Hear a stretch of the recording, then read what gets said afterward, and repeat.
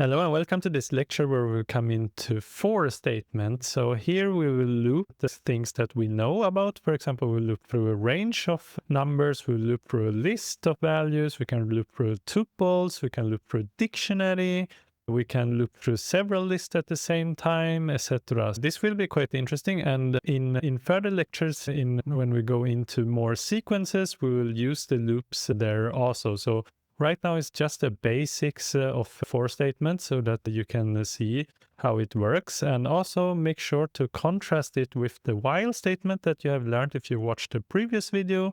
So if you haven't watched that video before, if you don't know about while statement, so that is good to know. So here I am in Visual Studio Code. So let's start with a virtual environment if you don't have it already. So if you have it already, don't use UV-Ven. So now, since I just started a new folder, I just use UV-Ven and then activate it, source.ven bin activate. And then let's do uv pip install ipykernel because I need that for Jupyter Notebook. Yes. Okay, so let's create our Jupyter Notebook. So code, let's see, for statement.ipnb. Okay, so now I have this Jupyter Notebook file here. So I'll call this for statements, and let's run now. Okay, so I'll change this one to python.ven. Okay, and then I can close down the terminal because I don't need that anymore. So let's start with the range function. So for I in range 3, print I. Okay, so now we print three numbers, right? So first it's I equals to 0, and then we print it, and then I equals 1, and we print it, and then I equals 2, we print it. Okay, great. Copy this one, and let's do f string here, and we say number, and then we have number 0, number 1, number 2. So if you want it to be in one line instead of all the lines, then you just need to do like this. So for I in range 10, and we want to print everything in one line, right? So print, because the print statement, it ends with a new line. That is how it's designed by default. So I, and then you'd have end equals to space here. Then it means that it will print everything in one line. Okay, so 0 to 9. As you can see, when you do range 10, then it's exclusive of the last number.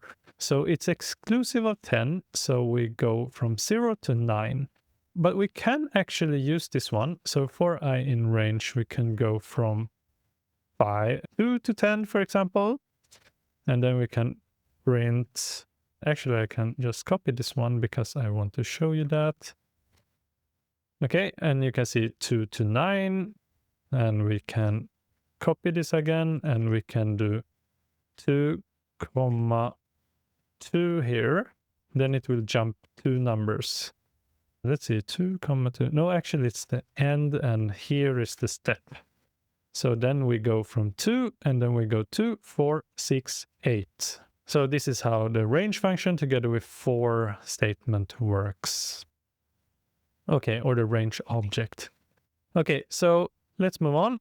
Let's create a sum equals 0.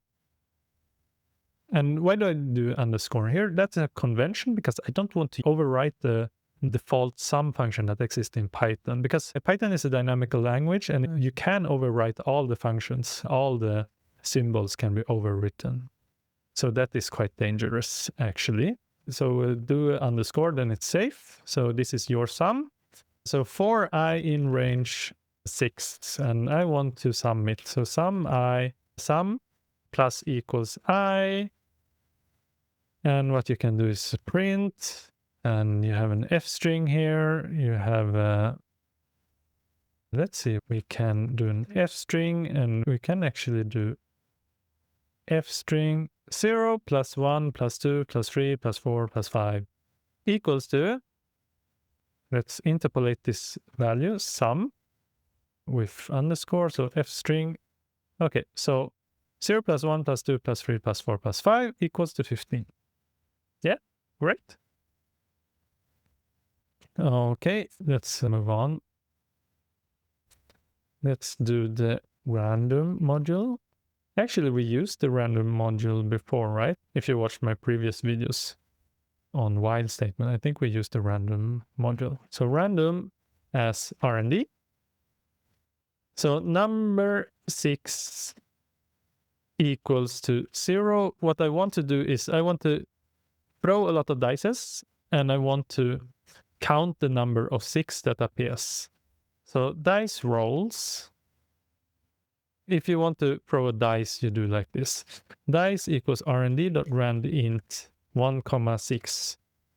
And then you can get the output like this dice. You can see if I rerun this several times, you can see we get a lot of numbers between 1 and 6. So this is a dice throw. Okay, so this is what dice is. And if this dice equals to 6, then we want to say number of 6 plus equals 1. As simple as that. And then we just need to loop this. So for I in range dice rolls. And then let's define dice rolls. Dice rolls equals to, say, 10,000. Let's do this so that it's easy to read. And then we can print f-string number of 6s num6 in dice rolls.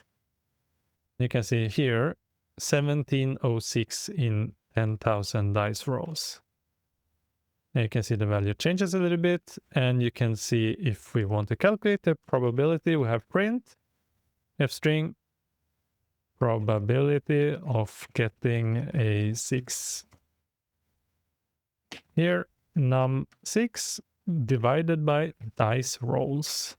Okay, 0.16. Yes. And as you may know, 1 over 6 is 0.16666666. This is the theoretical probability to get the 6. Okay, great. Let's move on. So let's try to loop over a list. So we haven't touched upon lists yet if you're following this series, but we will touch more upon the list lecture, which is a part of the sequences.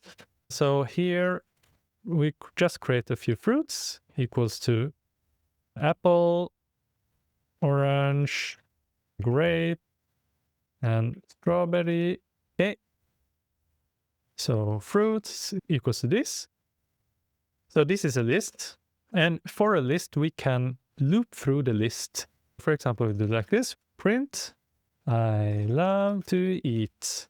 And the print ends with a new line. So fruit in fruits, print fruit. And you can see I love to eat apple, orange, grape, and strawberry. So in this way, this is the Pythonic way of looping through a list. If you're used to other languages, maybe you might think like this. For I in range length of, and then print of I. So this is what you would do in other languages. This is not Pythonic and should be avoided. Okay. So in other languages, it's quite common that you loop like this. And when I say other languages, for example, C+ or C. Okay, and Java also, I'm not sure if they have looping through arrays similar to Python. Okay, so let's move on. We can continue with more Pythonic loops. For example, the fruits, what can we do more? We could do like this. Loop with a number. I can actually I should place this one up here to show that what you shouldn't do first and then what you should do afterwards. Okay, so what else do I want? I want to have a few numbers before my fruit. So what I can do is copy this one. Say like this, my favorite fruits are. And then we do enumerate because I want to have numbers in front of each I comma root. And then we can have I f string I dot root in f string as well, or in interpolated like this. Okay, so then we have my favorite roots are 0 apple, 1 orange, 2, etc. And if you want to calculate from 1, then comma 1. And then you start from 1 here. Perfect. And we can loop through several sequences at once. For example, we can loop through several lists at once. And what I can do here is I'll just copy my fruits to show you them. Copy the fruits and say recipes equals to pie. What can you do with orange? You can do juice, you can grape, you can say do juice as well. Strawberry, we can do cake. That is yummy.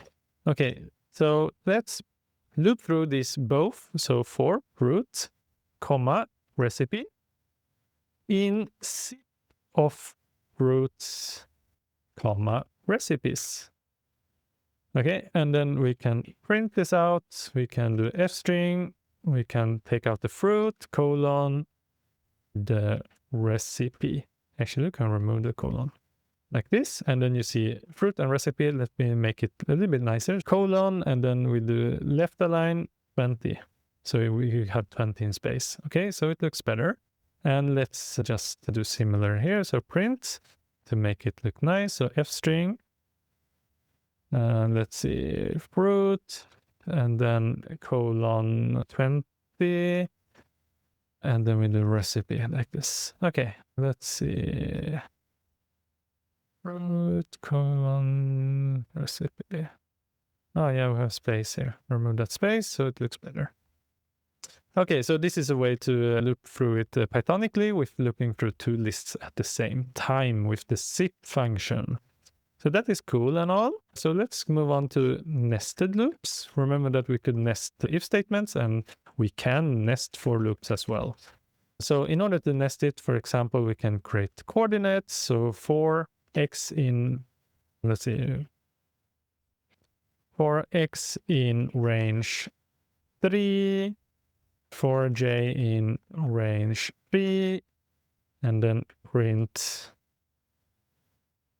f string x comma x. Do I use x? And then I can use y in that case. And then we have y. If I do this, you see we have all the coordinates here. But if I want to make it a little bit nicer, I want to place 3 coordinates in each row. Then I can do end equals to this space like this, then everything happens there. But we can do a print here so that after all the y's are done, we do a space here basically. So what we can do here is also so that it looks like real coordinates. And also you could use random to randomize coordinates and print it nicely. And what can you do with this? You could, for example, create coordinates for a game. Matrix for a game. You could create a multiplication table, etc. So there's an exercise on multiplication table. So that will be fun for you. I don't have Git and GitHub here, but you should definitely work in a GitHub repository so that you commit and push the code. So you have worked with statement here and learned how to loop through different things. We have started with looping for in range so that we have the range object, and that is for looping through numbers. And then after that, we went into the random module and done some dice simulations. And then we did the looping through a list using for loop. And finally, we looped through 2 lists at the same time using zip function. We could add more lists if you want. And then finally, we went into nested for loop to show you how that works. Yes, and thank you for watching this video, and see you in the next one. See you. Bye.